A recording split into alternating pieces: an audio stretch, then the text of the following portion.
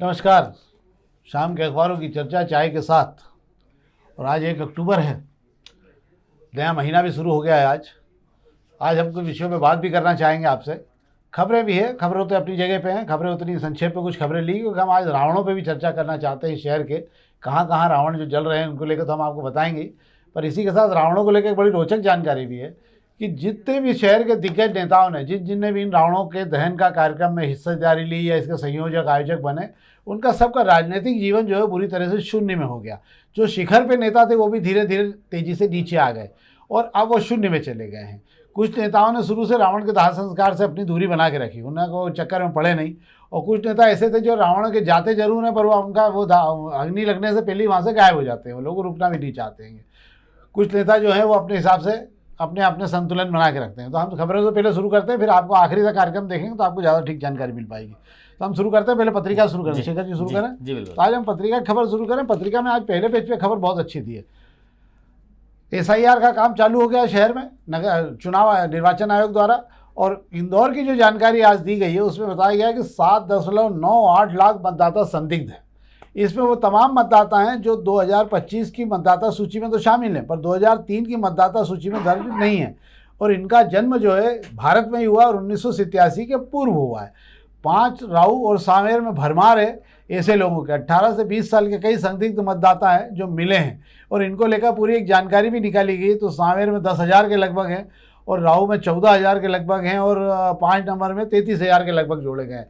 इन तमाम लोगों के अब जो भी दस्तावेजों की प्रक्रिया लगेगी, अब तो शुरू हुई है तो ये मामला, तो आप पता लगेगा कि SIR में क्या गलत है क्या सही है। तो क्या ये जो चुनाव अभी तक हो रहे थे ये इन्हीं मतदाताओं को भरोसे चुनाव हो रहे थे क्या? 2023 की वोटर लिस्ट से अगर इसकी तुलना की गई तो 2023 में ये मतदाता उसके अंदर मिलान करा लिया गया और उसके अंदर इनके नाम उसमें पाए गए थे। अब बात ये आ रही है कि बिहार से जो वोट चोरी का मसला राहुल गांधी ने जो उठाया उसकी गूंज देश भर में, और पिछले दिनों जीतू पटवारी भी कह चुके हैं कि मेरा भी चुनाव चोरी वोट चोरी से गड़बड़ा गया, जीता गया, चुनाव गया था। इसके अंदर राहु का भी नाम है, इसके अंदर 5 नंबर विधानसभा भी आ रही है, इसके अंदर सांवेर भी आ रही है। ऐसे में पर सवाल ये उठता है कि 7.98 मतलब करीब 8 लाख मतदाता इंदौर शहर में ज्यादा हो गए हैं। मतलब 8 लाख मतदाता तो इस शहर के नतीजे सारे बदल देंगे, सारी विधानसभा के। अगर इतने मतदाता अगर यहाँ पे संदिग्ध पाए गए हैं तो मुझे लगता है कि कुछ तो खेल है। पर इस खेल को डीप में जाना होगा कि असल में खेल है कि नहीं है। मतदाता चिन्हित कर लिए गए हैं, अब इनका एक एक का परीक्षण होना है और कैसे इतने मतदाता जुड़ गए। 8 लाख मतदाता जुड़ जाना कोई मामूली बात नहीं है। हाँ, ये कब कब जुड़े हैं? ये 2025 में जुड़े हैं। कुछ 2025 की मतदाता सूची में अधिकांश नाम हैं ये वाले, पर बहुत सारे नाम ऐसे भी होते हैं जो बाहर से आ गए हैं, समझ लो बिहार उत्तर प्रदेश से आगे या बसते चले गए हैं, साउथ बहुत सारे प्रदेशों से आगे बसे, उनके नाम भी हो सकते हैं। पर कुल मिला के मामला संदिग्ध तो है ही कि 9 लाख। ये मोहित पांचाल ने की स्टोरी है और निश्चित रूप से जानकारी अच्छी थी, उन्होंने हर विधानसभा की जानकारी थी। और मुझे लगता है अगर ये मामला सही पाया गया तो बहुत ही बड़ा मामला हो जाएगा। ये 8-9 लाख मतदाता, मतलब हर विधानसभा में आप समझो कि 1.25 लाख के लगभग मतदाताओं का मामला पहुंचेगा। ये अब इसको देख के समय ही बता पाएगा। हमारी नज़र भी रखेगी, आप भी नज़र लगा के रखिए क्या है क्या नहीं है। वोट चोरी तो हो ही रही। खुद जीतू पटवारी, अभी यार शेखर जी ने कहा कि जीतू पटवारी की वोट चोरी हुई थी, उनके यहाँ वैसे भी चोरी हो रही थी ना बीच में, एक बार चोर घर पे भी घुस गए थे, तो दोनों बार हो रहा था उनके, मतलब चोरों की आदत पड़ गई उनके जाने आने की। अब हम प्रभात खंड खबर की बात कर लेते हैं। तो प्रभात खंड खबर में आज जो है, प्रभात खंड में 2 खबरें हैं। मतलब एक खबर पर तो मैं आपको जानकारी देना चाहता हूँ, इसलिए मैंने निशान लगाए हम लोगों ने। एक तो BRTS पर टैंकर गड्ढे में चला गया है। मेरे को ऐसा लगता है शेखर जी पूरा BRTS ही गड्ढे में चला गया है। अब तो क्या टूट क्यों नहीं रहा, क्या हो क्या रहा है? BRTS तोड़ने का काम शुरू करने वाले हैं, नगर निगम ने ठेका भी हो गया है। सिर्फ तय किया गया है कि जैसे जैसे टूटता जाएगा वैसे वैसे डिवाइडर का काम भी चालू कर लेंगे। इस बीच में BRTS से MR9 चौराहे पर आज सुबह एक टैंकर गुजर रहा था, डीजल का टैंकर था, तेल का टैंकर था, और वहाँ पे BRTS कॉरिडोर से बिल्कुल लगी हुई जगह पे जैसे गुजरा तो वहाँ पे इतना बड़ा गड्ढा हो गया था कि वो टैंकर सीधा अंदर चला गया, उसका पिछला वाला हिस्सा। बड़ी मुश्किल से ट्रैफिक पुलिस ने बड़ी क्रेन बुलाकर उसे बाहर निकाला हैगा। शर्मनाक बात है कि ये इंदौर शहर है जहाँ की मुख्य सड़क पर जो है टैंकर के पहिए उतर जाते हैं। हाँ, मतलब मैं ये मान के चल रहा हूँ कि BRTS तो मतलब टैंकर तो गड्ढे में गए ही गया है, पर BRTS ने भी शहर के 300 करोड़ रुपए से ज़्यादा गड्ढे में डाल दिए हैं।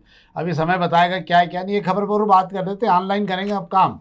नगर निगम के राजस्व विभाग को कल खींचाखाची की गई है और निर्देशित किया है कमिश्नर द्वारा, नगर निगम कमिश्नर द्वारा, कि जो है जो जितना भी अपने जो नाम परिवर्तन नामांतरण वगैरह का जो मामला है उसको जल्दी से जल्दी निपटाया जाए और 7 दिन के अंदर, जाहिर सूचना छपने के 7 दिन के अंदर उसकी प्रक्रिया पूरी हो जाना चाहिए। वैसे हो तो रही होगी कि नहीं, अब हो नहीं रही, यही बात आ गई। बात फिर वहीं आ गई कि हो नहीं रही, जब इतनी बात की गई कि कमिश्नर राजस्व विभाग की जो कल समीक्षा बैठक ली थी उसमें एआरओ को अच्छी फटकार लगाई है और उनका कहना था कि नामांतरण वाले जो मसले हैं इसकी सीधे ऑनलाइन जो है आवेदन होना चाहिए और वहीं से पास हो जाना चाहिए, क्यों चक्कर लगवाए जा रहे हैं। पर शायद कमिश्नर साहब को मालूम नहीं है ये कि इंदौर का जो सिस्टम है उसके अंदर ऑनलाइन में आप आवेदन तो कर सकते हैं पर रसीद नहीं कटती हैगी। इस चक्कर में कमिश्नर को अधूरी जानकारी दी गई। बताया गया कि भोपाल में जो है ऑनलाइन जो है नामांतरण हो जाता है, इंदौर में भी शुरू कर दीजिए। उन्होंने तुरंत में इंदौर में शुरू करने की बात कह दी, पर ये प्रैक्टिकली अभी संभव नहीं है। इसी को लेकर चर्चा हुई है। पर अच्छी पहल है, अगर घर बैठे नामांतरण होने लगेंगे तो लोगों को ऊपर से पैसा देना नहीं पड़ेगा और अफसरों के चक्कर भी नहीं लगाना पड़ेगा। एक बहुत बड़ा नेटवर्क काम कर रहा है ये जो नामांतरण हो रहे हैं उसको लेके। पहले ऑनलाइन पेमेंट, ये वाला पेमेंट जो है नगर निगम के खाते में जमा हो रहा था। नगर निगम के खाते में पेमेंट पूरा जमा हो जाता था, वहाँ से जो है अखबारों को दिया जाता था। पर तमाम जोन पर बैठे दिग्गजों ने जो है इस पूरे खेल को रोक दिया ताकि जो है वो पैसा का विभाजन ठीक स्थिति में हो सके, और उसको रेवड़ी की तरह फिर इसका इस्तेमाल हो रहा है। ये राशि थोड़ी बहुत नहीं है, बहुत बड़ी राशि है ये। अब हम अग्निबाण खबर की बात कर लेते हैं। तो अग्निबाण खबरों में आज तो अग्निबाण है, विज्ञापन ही है। अग्निबाण की खबर, हाँ 2 खबरें इस पर हम बात कर लेते हैं। तो मालवा पुल के लिए लोकार्पण के लिए मुख्यमंत्री को उसे कराने की तैयारी की जा रही है। कई महीनों से था और मुझे लगता है शायद कल चालू होना है। क्या शेखर जी, मुख्यमंत्री का है कि कल भी रुकेगा? 2 अक्टूबर की तारीख तय की गई। मुझे लगता है कि मुख्यमंत्री अगर समय दे देंगे तो कल मुख्यमंत्री के हाथों पुल शुरू हो जाएगा, अन्यथा पुल चालू कर दिया जाएगा। पुल को किसी के भी इंतजार में रोका नहीं जाएगा, क्योंकि मालवा मिल पुल जो है पश्चिम जो है विजयनगर इलाके की वो लाइफलाइन कहलाता, जीवन रेखा कहलाता है, जो मध्य क्षेत्र से जो है विजयनगर इलाके को जोड़ता है। इसे चालू करना बहुत जरूरी है। जिस रफ्तार से इसका काम हो उसके बाद मुझे नहीं लगता कि कल मुख्यमंत्री इसका फीता खोले या ना खोले, पुल चालू कल हो जाएगा। और मुझे लगता है कि अब ये पुल वगैरह के लोकार्पण के लिए तो मुख्यमंत्री को नहीं बुलाना चाहिए। कम से कम मुख्यमंत्री का अपना भी कद है, इतने पुलिया के लिए भी उद्घाटन करने बुलाया तो बड़ी दुखद स्थिति है। एक तो पुल गलत हो, जो भी किया 1 साल बनने लग गया उसको। एक खबर पर बात कर लें। शहर के मुख्य मार्गों गड्ढे 3 अक्टूबर से भरे जाएंगे। 7 करोड़ का बजट बना दिया गया है। डामर प्लांट शुरू करने के निर्देश दे दिए गए। क्या शेखर जी, दोनों के नगर निगम के गड्ढे भरा जाएंगे और मुझे लगता है कि सड़क के गड्ढे भरा जाएंगे, अफसरों के गड्ढे भी भरा जाएंगे, इसके अंदर नेताओं के गड्ढे भी भरा जाएंगे और सड़क की जो मरम्मत है ऐसी मरम्मत होगी कि अगले साल बारिश में आपको फिर वहीं पर नए गड्ढे दिखाई दिए जाएंगे। हाँ। तो ये चलता रहता, कोई नई बात नहीं है कि बारिश बंद होने आ गई है, अब कल से परसों से कोई काम नहीं है नगर निगम को, तो कम से कम दिवाली तक गड्ढे ही भरने का काम शुरू कर ले ताकि अच्छे से दिवाली हो जाएगी। दोनों के गड्ढे भरा जाएंगे। मेरे को लगता है कि वैसे भी गड्ढे भराने का काम है। एक वो व्हाइट सीमेंट से कुछ गड्ढे भरा रहे थे, वो पिछले साल बुलाया था, महंगी इतनी था कि इस साल उन्हें बुलाने की हिम्मत भी नहीं कर पाया नगर निगम। ओह अच्छा, तो इसीलिए मैं सोच रहा था क्या बात हो गई, नहीं तो बड़ा अच्छा काम था वो। तो राजवाड़े गड्ढे वापस वहीं हो गए हैं कि नहीं हो गए? एक और खबर, अब दोपहरी खबरों की बात कर ले रहा हूँ मैं आपसे। दोपहरी खबरों की बात यह है कि बुजुर्गों को, पहले पेज खबर की बात कर ले रहा हूँ कि लाडली बहना के बाद में जो बुजुर्गों को 600 रुपये पेंशन दी जा रही थी उसको 1500 रुपये करने की तैयारी की जा रही है।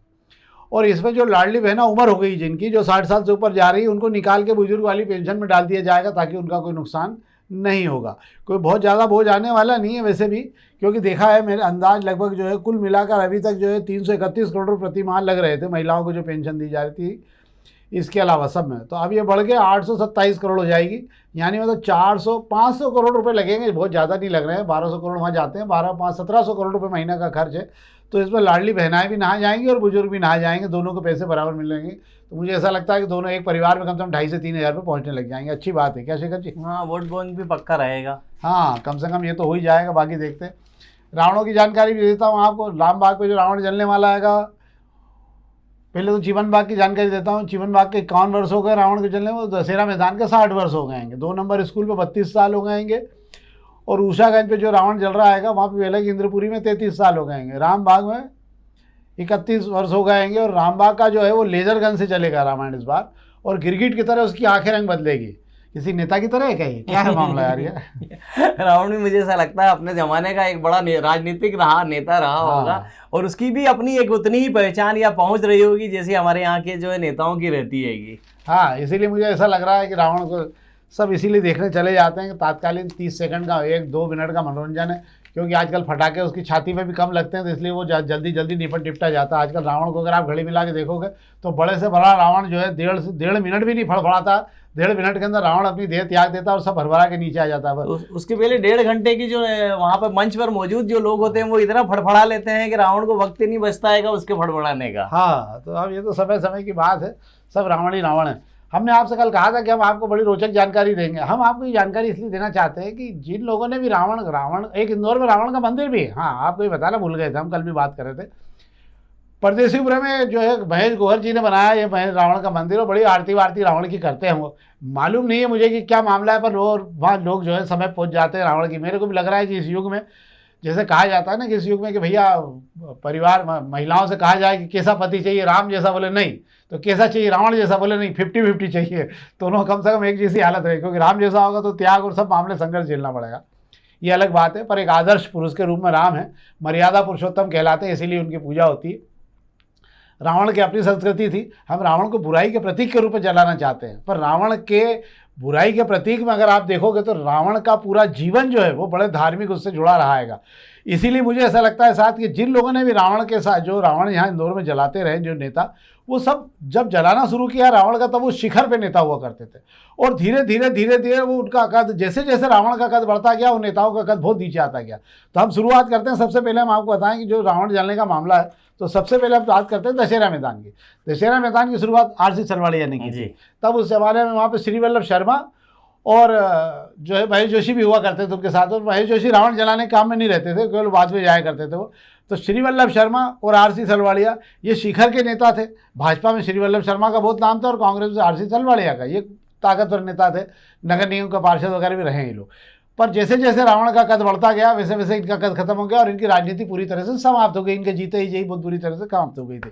तिलक नगर में भवानी कश्यप ये पार्षद भी रहे, ताकतवर नेता रहे। तिलक नगर के विधानसभा और लोकसभा तक के लिए नाम चला भवानी कश्यप जी का।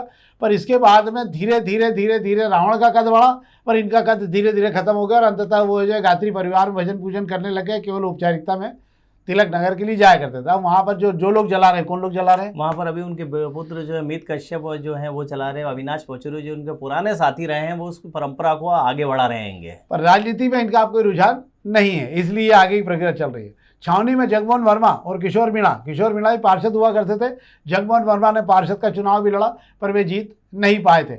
और इसके बाद में जगमोहन वर्मा और किशोर मीणा जो छावनी में जलाते रहे, वो भी वहाँ पर भी वे धीरे जिस समय थे तब ये प्रकाश सोनकर के साथ रहे, बड़े ताकतवर नेताओं में रहे। पर धीरे धीरे इनकी राजनीति भी अपने आप ही समाप्त हो गई।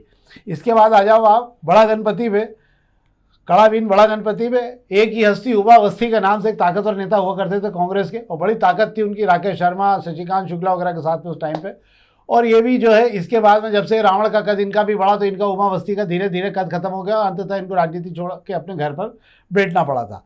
अब आ जाओ नीचे, तो विजयनगर में एक मुन्ना लाल यादव अभी राजनीति में थोड़ा वो जीते। मेरे को लगता है वो रावण में भारी पड़ रहे होंगे साथ, इसलिए अभी तक उनकी राजनीति टिकी हुई है। कहीं से भी घुसा के वो अपना नंबर बढ़ा के 2-4-6 नंबर बढ़ा के धीरे धीरे निकल ही आते हैं। बाकी उनकी लीला वो जाने कि वो कैसे रावण जला रहे होंगे।